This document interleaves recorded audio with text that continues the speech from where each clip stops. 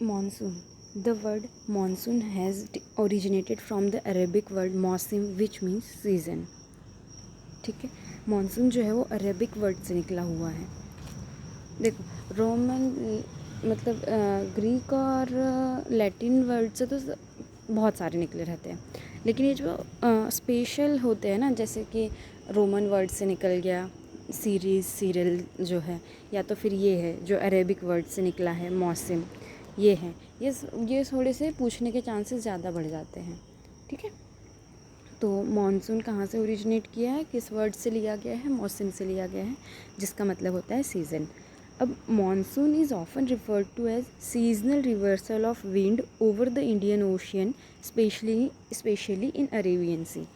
देखो, मानसून को क्या कहा जाता है, सीजनल रिवर्सल ऑफ विंड, मतलब विंड का सीजनल रिवर्सल भी.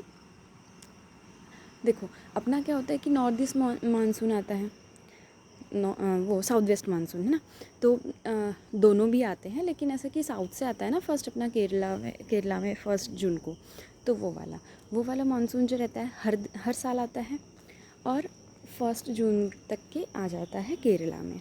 तो वो वही बोल रहा है कि सीजनल रिवर्सल, ऐसा तो नहीं है ना कि पूरे टाइम रहता है, एक पर्टिकुलर सीज़न में आता है, इसलिए seasonal reversal of wind over the Indian ocean में, specially in Arabian sea. India is situated in the northeast trade wind zone and these trade winds continuous throughout the year. India कहाँ situation है, India की wind zone कौन सी है, north east trade wind zone है ना. पूछने के chances कम है, लेकिन फिर भी अपने को पता होना चाहिए, अपने देश के बारे में कहा गया है. This trade wind continue through out the year, और ये जो रहती है वो साल भर चलती है. Total amount of annual precipitation in country. देखो, अपन ने पहले भी देखा है कि वर्ल्ड में जो टोटल अमाउंट ऑफ प्रेसिपिटेशन है वो 1000 mm है, और जबकि अपने यहाँ पे कंट्री में जो है 1194, मतलब 194 अपना प्रेसिपिटेशन जो है ज़्यादा है एज़ कम्पेयर टू 1. ये क्या बात हो रही है, एवरेज की है. अब ऐसा नहीं सोच लेना कि हाँ एमपी में तो होती नहीं है, ऐसा नहीं है. इंडिया की एवरेज है और वर्ल्ड की भी एवरेज है. ठीक है, total rainfall generated volume in India, rainfall generated volume कितना है, 400 मीटर हेक्टेयर पर मीटर. एवरेज रेनी डे, ठीक है, 130 डेज़ पर ईयर, मतलब एक साल में से यदि 130 दिन में बारिश होती है तो वो एवरेज रेनी डेज़, अच्छा, मतलब 130 दिन अपने यहाँ पे बारिश होती है. एवरेज रेनी डेज़ अपने यहाँ के कितने हैं, 130 दिन हैं. और रेनी डे क्या कहलाता है, रेनी डे वो कहलाता है जब 24 घंटे में 2.5 mm से ज़्यादा बारिश हो, तो वो रेनी डे कहलाता है. ठीक है, अब अपन क्लासिफिकेशन देख लेते हैं. साउथ वेस्ट मानसून ये monsoon period June to September. South west monsoon June to September, मतलब वो जो फर्स्ट जून को आता है केरला में, वो यही वाला मानसून है, south west monsoon. Reach South India, coast of Kerala around 1st June every year, and in the middle of July it covers whole India under the grip of rainfall. ठीक है, साउथ वेस्ट मानसून जो रहता है वो south India में coast of Kerala को 1 जून को पहुंच जाता है, और जुलाई के मिडल तक के, मतलब 1-1.5 महीने में वो पूरा इंडिया कवर कर लेता है उस रेनफॉल की ग्रिप में. There withdrawal start from the western Rajasthan. Okay, आता कहाँ पे है, केरला के कोस्टल एरिया पे. ठीक है, 1 जून को आता है, और जाता कहाँ से है, वेस्टर्न राजस्थान से जाता है 1 सितंबर टू 15 सितंबर के around.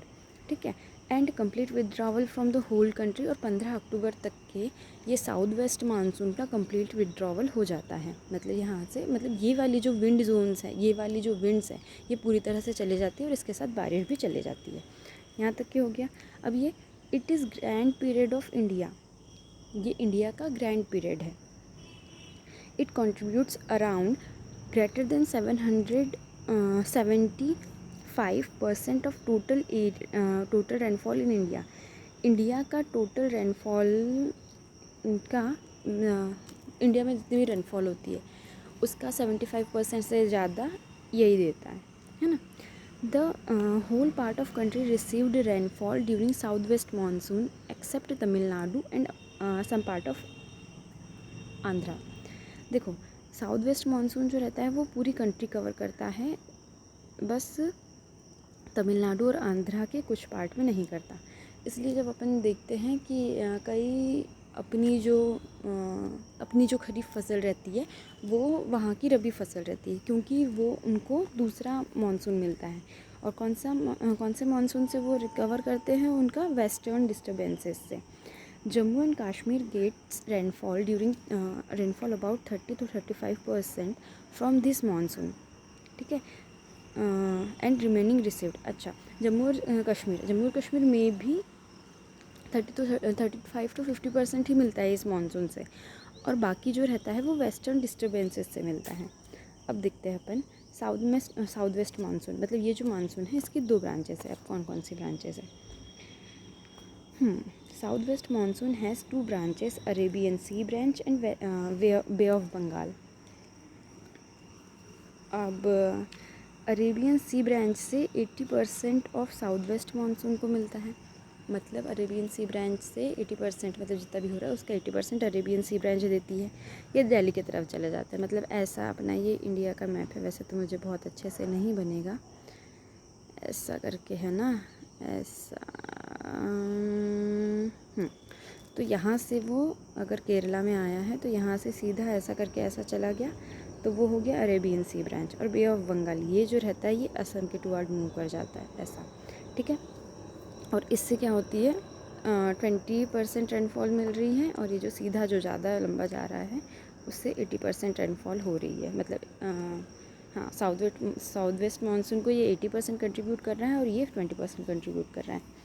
Bay of Bengal contribute 340 mm, ठीक है। और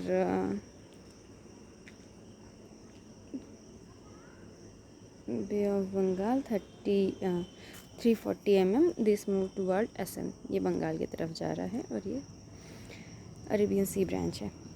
हो गया। अब यहाँ पे नॉर्थ ईस्ट मानसून क्या है? North east monsoon, this is known as winter monsoon और सदर्न मानसून। इसको विंटर मानसून या फिर सदर्न मानसून कहते हैं। Onset of 15 October. देखो 15 अक्टूबर तक के अपना साउथ वेस्ट मानसून गया, और साउथ वेस्ट मानसून जाने के बाद से अपन यहाँ पे 15 अक्टूबर से 15 दिसंबर तक के अपन नॉर्थ ईस्ट मानसून ले लेते हैं।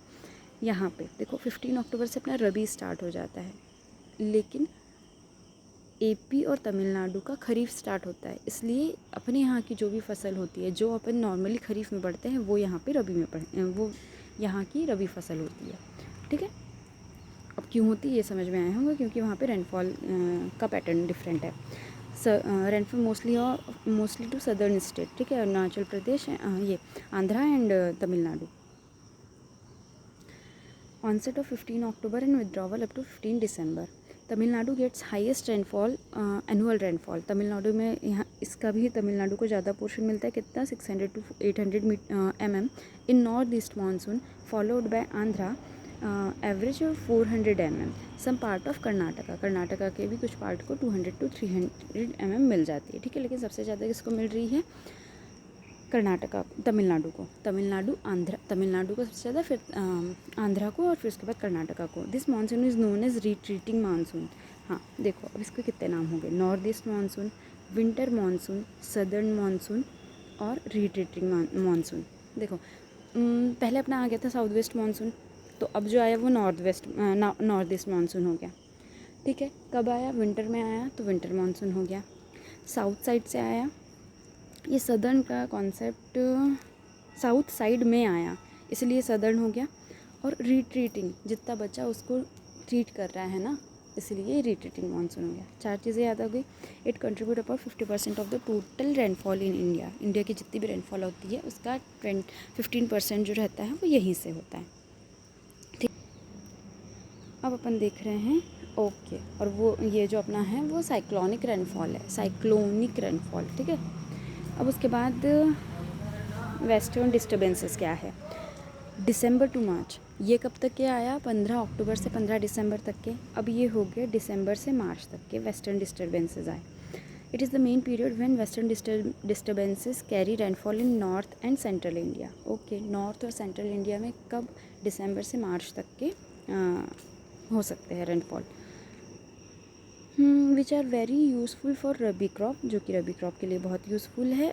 एंड लोकली उसको मावत बोलते हैं राजस्थान में।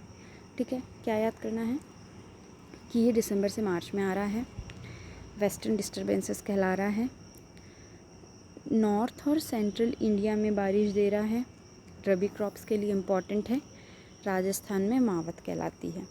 ठीक है, वेस्टर्न डिस्टर्बेंसेस हो गया। It is defined as the low pressure और साइक्लोनिक सर्कुलेशन।